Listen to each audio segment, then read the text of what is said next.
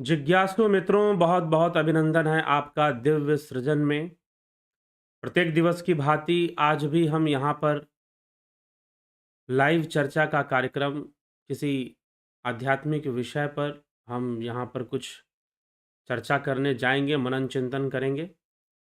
और जो विषय है समाधि रहस्य, आज का जो विषय है वह है समाधि रहस्य। तो थोड़ा सा पीछे भी चलते हैं कि पीछे हमने क्या चर्चा की है। तो पीछे जिन विषयों पर हमने चर्चा की है वह विषय हैं माया का।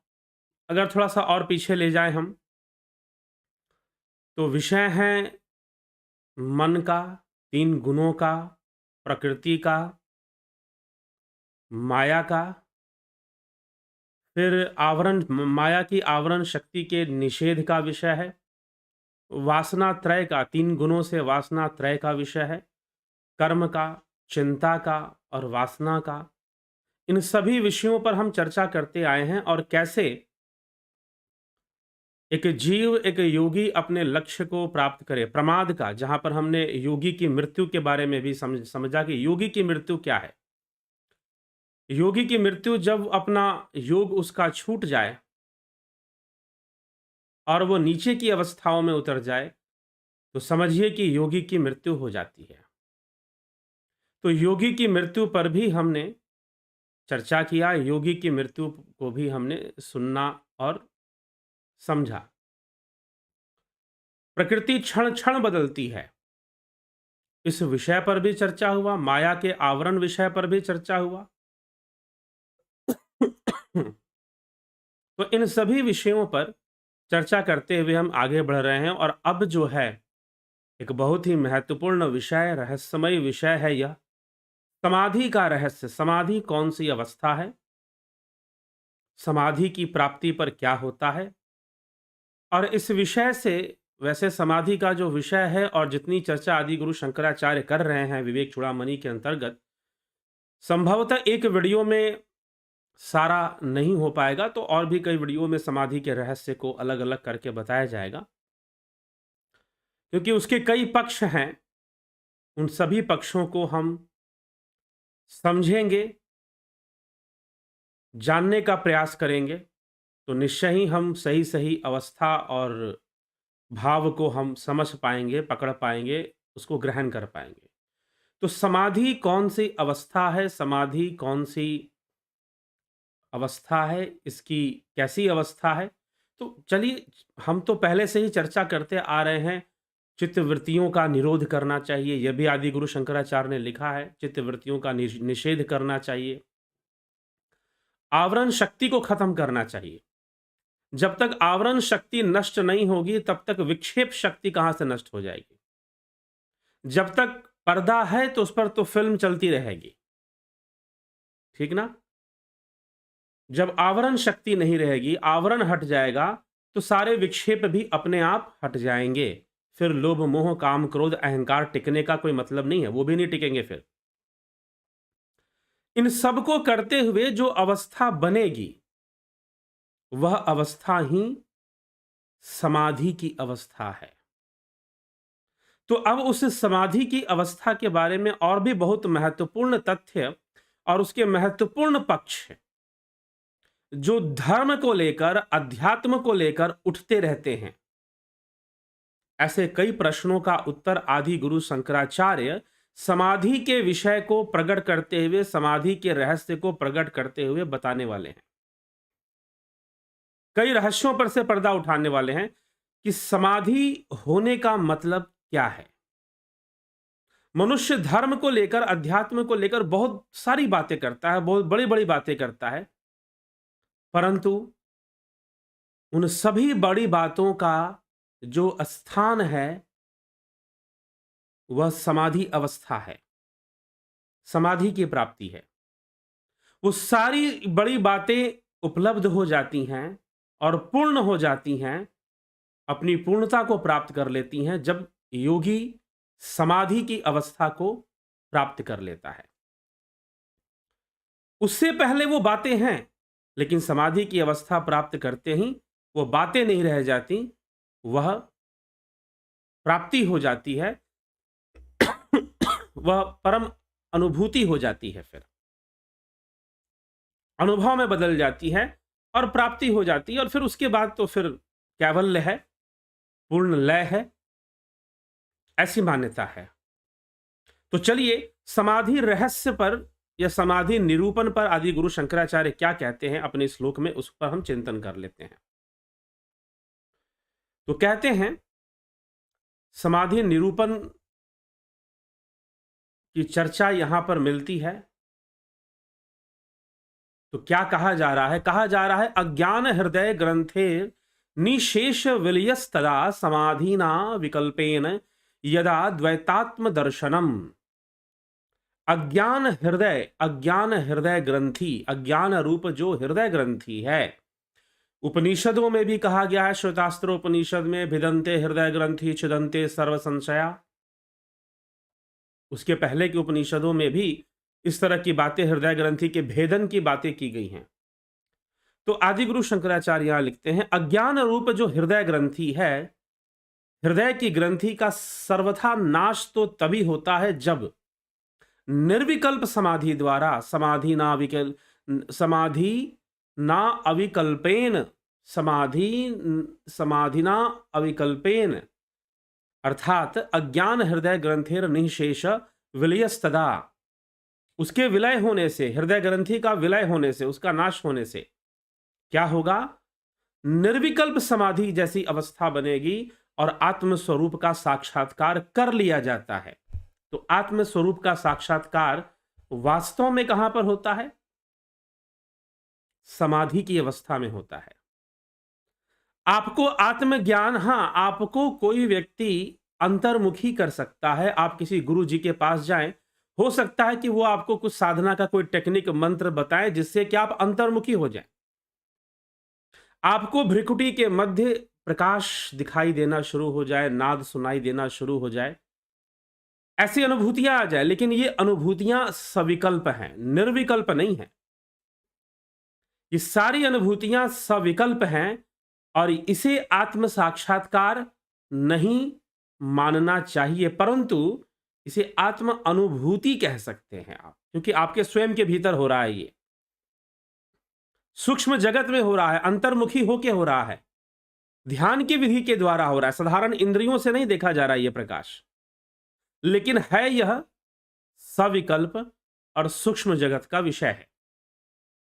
तो आत्म साक्षात्कार वास्तव में समाधि की अवस्था जब बनेगी, शून्यता की अवस्था, जब शून्यता की अवस्था में पहुंचेंगे तो वहां पर जाकर, उस शून्य में जाकर वहां आत्म साक्षात्कार कहा जाएगा।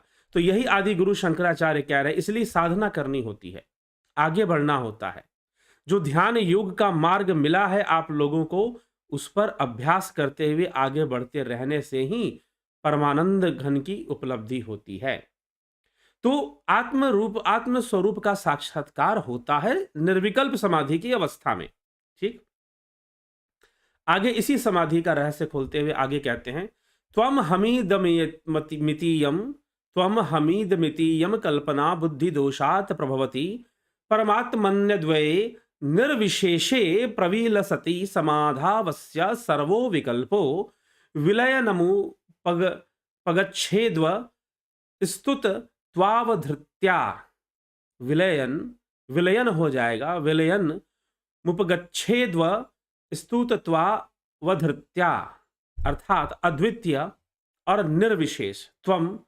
त्वमः मितीयम कल्पना बुद्धि दोषात, अद्वितीय और निर्विशेष परमात्मा में बुद्धि के दोष से तू, मैं, यह, ऐसी कल्पना होती है। यहां पर अद्वितीय निर्विशेष जो आत्मा है वही परमात्मा है, उसमें बुद्धि के दोष से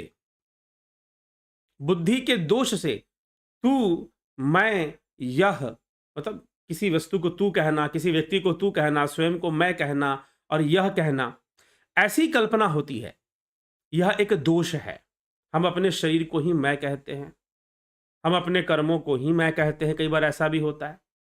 तो ऐसी कल्पना होती है और वही संपूर्ण विकल्प समाधि में विघ्न रूप से स्फुरित होता है। वही संपूर्ण विकल्प समाधि में विघ्न रूप से, सविकल्प समाधि जब होगी तो विघ्न रूप से विकल्प जो है स्फुरित होंगे, किंतु तत्व वस्तु का यथावत ग्रहण होने से, तत्व वस्तु का यथावत अर्थात तत्व ज्ञान होने से, समाधि होने से सब लीन हो जाता है।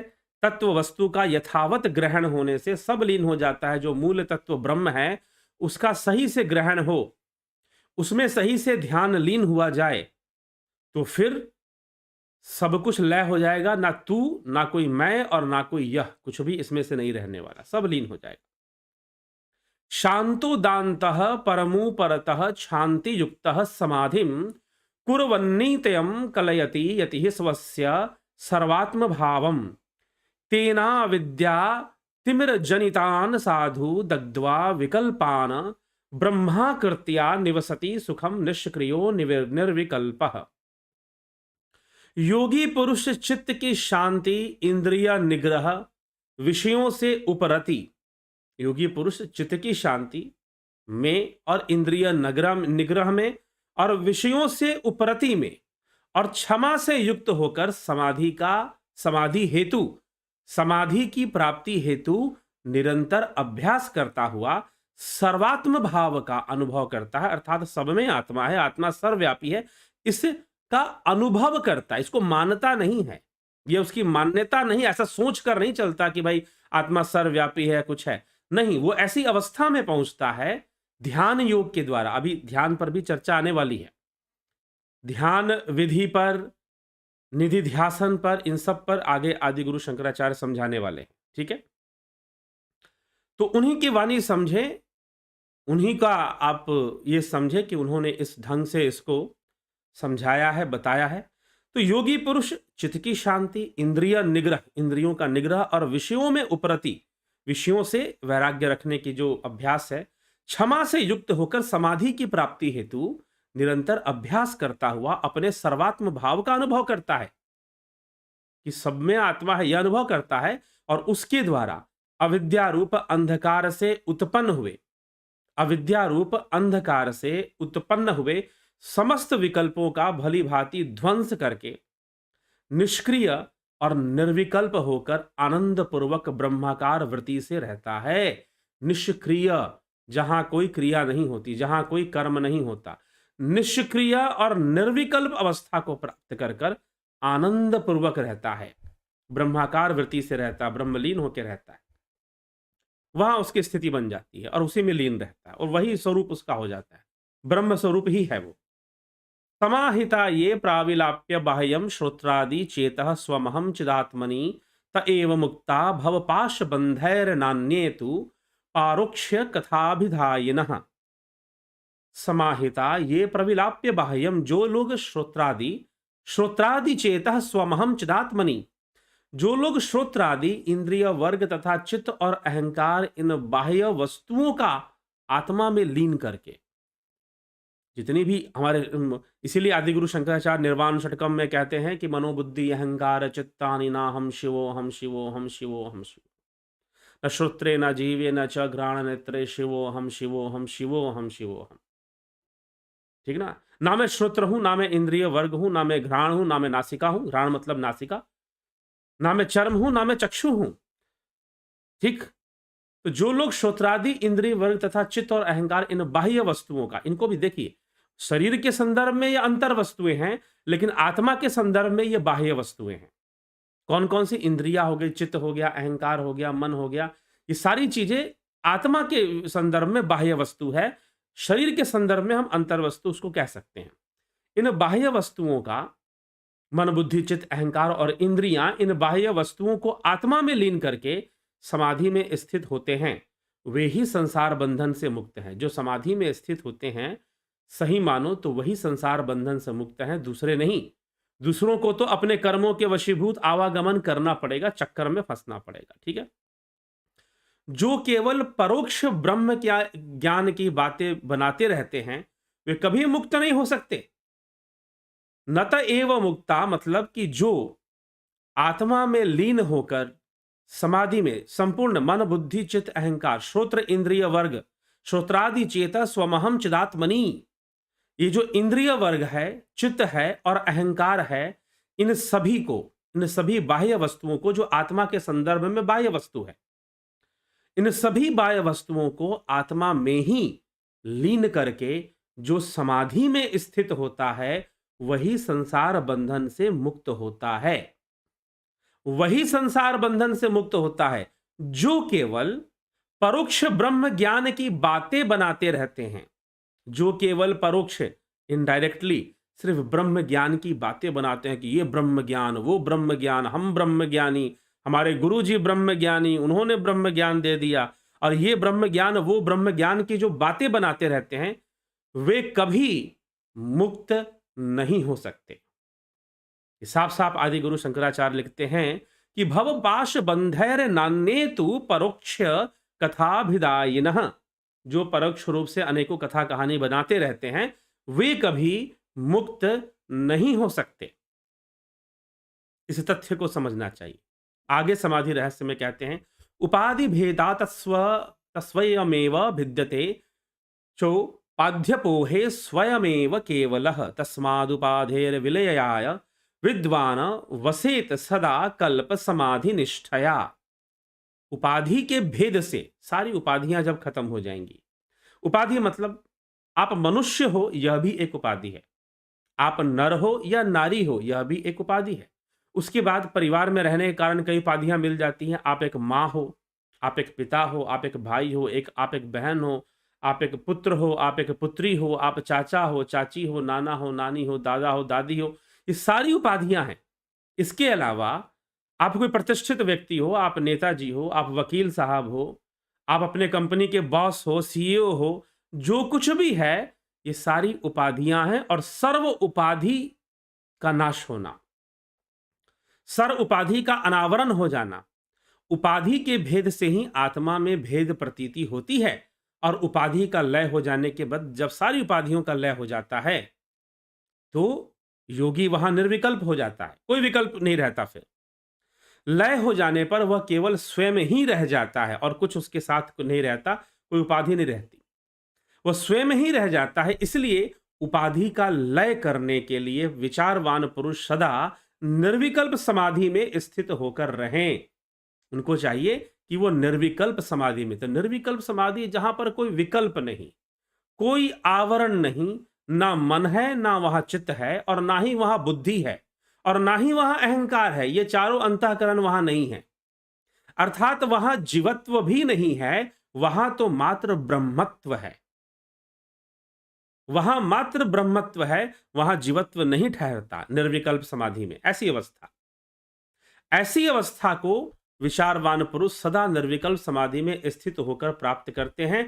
जहां उपाधियों का लय हो गया, वहां कोई उपाधि नहीं बची, कोई आवरण नहीं बचा, कोई विकल्प नहीं बचा। विकल्प तो दोष के कारण है, ठीक है। इस रहस्य को समझाया गया। फिर कहते हैं, सती सक्तो नरो याति सद्भावम हे कनिष्ठया कीट को भ्रमरम ध्यायन भ्रमरत्वाय कल्पते। एकाग्र चित्त से निरंतर सभी जगहों से अपने मन को हटाकर सत्य स्वरूप ब्रह्म में स्थित रहने से मनुष्य ब्रह्म स्वरूप ही हो जाता है। उस शून्य में लीन होने का, अपने आप को उस अवस्था तक पहुंचाने का अभ्यास करते करते, उसी अवस्था का अभ्यास में रत रहने से वो वही बन जाता है।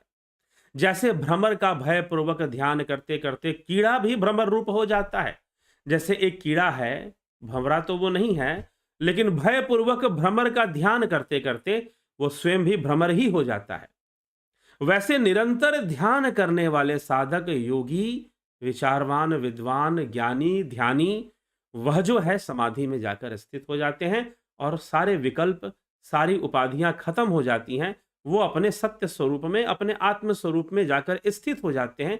वहां कोई उपाधि नहीं, वहां कोई आवरण शक्ति भी नहीं। वहां आवरण शक्ति का निरोध हो गया, विक्षेप शक्ति खत्म हो गई। माया की जो आवरण और विक्षेप शक्तियां हैं, ये दोनों वहां पर खत्म हो गई।